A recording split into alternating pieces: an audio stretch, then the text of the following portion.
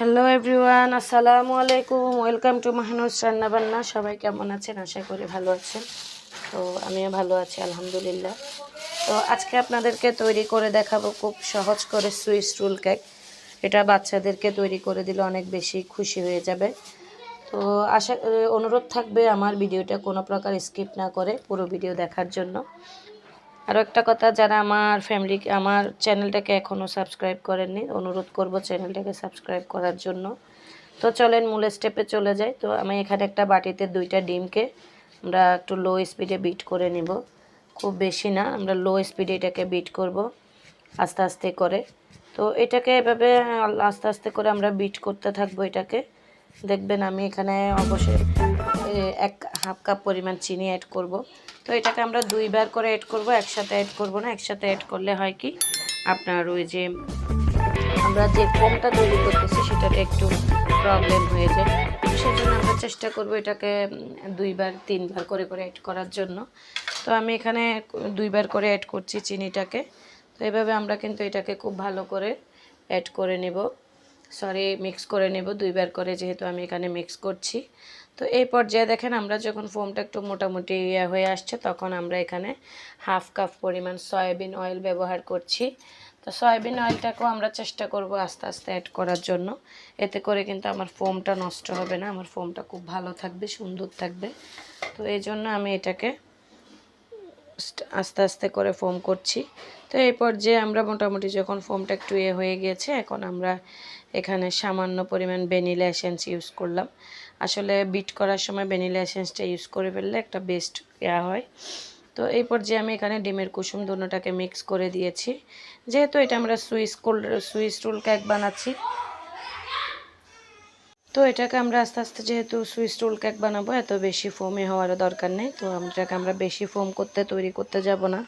মোটামুটি যখন সব মিক্স হয়ে যাবে, তো আমি এই পর্যায়ে আমি আসলে ভিডিও লং হয়ে যাবে, সেজন্য আপনাদেরকে কেক তৈরির পুরো প্রসেসটা দেখালাম না, সবাই জানেন।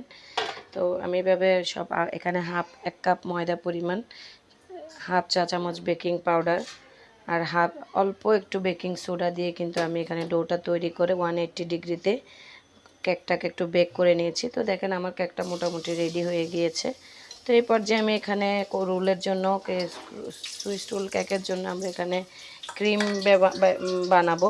তো এটার জন্য আমি 1 কাপ পরিমাণ এখানে 1 কাপ পরিমাণ আমি বিবো ক্রিমটা নিয়েছি, যেটা আমার ডিপ ফ্রিজে ছিল। তো আমি একটা গরম পানিতে দেখেন কিছু চকলেটকে গলিয়ে নিব। তো আপনারাও চাইলে চকলেট পাউডার ইউজ করতে পারেন, কোনো সমস্যা নেই। তবে আমি চকলেট পাউডার না, ডাইরেক্ট সব কিছু চকোবার এখানে ব্যবহার করছি। এটা আসলে টেস্টের জন্য। তো দেখতেই পাচ্ছেন আমি এটাকে একটু গরম পানির উপরে খুব সুন্দর করে গলিয়ে নিব। গলানোর পরে এটাকে আমরা ডাইরেক্ট ক্রিমে ব্যবহার করে ফেলবো। তো আমার আসলে কি ক্রিমটা হচ্ছে ডিপের ইয়াতে সহ একটু পানি থাকার কারণে হয়তো একটু লিকুইড হয়ে চলে আসছে। তো আপনারা আসলে চেষ্টা করবেন পানিটাকে একটু সরিয়ে এরপরে অ্যাড করার জন্য। তো আমার এখানে পানির কারণে হয়তো তেমন একটা হয়নি। তো আপনারা চেষ্টা করবেন পানিটা সরিয়ে দিতে। তো দেখতে পাচ্ছেন আমি এখানে চকলেটটা অ্যাড করে দিয়েছি। চকলেটটা অ্যাড করে এখন এটাকে আমরা আবার ভালোভাবে বিট করে নেব। তো এটাকে আমরা খুব ভালো করে বিট করে নেব। বিট করে এরপরে আমরা আমার কেকের মধ্যে এটা মানে আপনাদেরকে করে দেখাবো। আসলে আমি কোনো প্রফেশনাল কেউ না, আমি চেষ্টা করি ঘরোয়াভাবে সব কিছু তৈরি করতে, সেটা আপনাদের মাঝে শেয়ার করি, এটাই। তো যদি ভুল ত্রুটি থাকে সেক্ষেত্রে সবাই ক্ষমা দৃষ্টিতে দেখবেন। আমি কোনো বড় ইউটিউবার না, কিছু না, এটা একটা আমার স্বপ্ন থেকে এখানে আসা। তো আপনারা যদি সাপোর্ট করেন, ইনশাআল্লাহ আমি চেষ্টা করব আপনাদেরকে ঘরোয়াভাবে এরকম রেসিপি দেওয়ার জন্য। তো দেখতেই পাচ্ছেন আমি কিন্তু কেকটাকে একটু এ করে রেখে দিয়েছিলাম একটা র্যাপার দিয়ে, যখন গরমও থাকা অবস্থায়। এরপর যে আমরা এখানে কি করব, এটাকে ক্রিম দিয়ে খুব ভালো করে করে দিব। তো ক্রিমটা দেখতেই পাচ্ছেন আমি এভাবে পুরা এটা একটু ভালো করে লাগিয়ে নিব। লাগানোর পরেই আমি আপনাদেরকে দেখাচ্ছি এটা কীভাবে করতে হবে। তো চেষ্টা করছি আসলে পুরোটা আপনাদেরকে দেখার জন্য, কোনোভাবে স্কিপ না করে, যেহেতু ঘরে তৈরি করছি। সবাই তো আর প্রফেশনাল হয় না, তো আমিও প্রফেশনাল কেউ না। তো এমনিতেই চেষ্টা করে আপনাদেরকে দেখাইতে একটা পুরা জিনিস কীভাবে তৈরি করা যায়, কোনো প্রকার স্কিপ না করে আমি আপনাদেরকে দেখিয়ে দিয়েছি।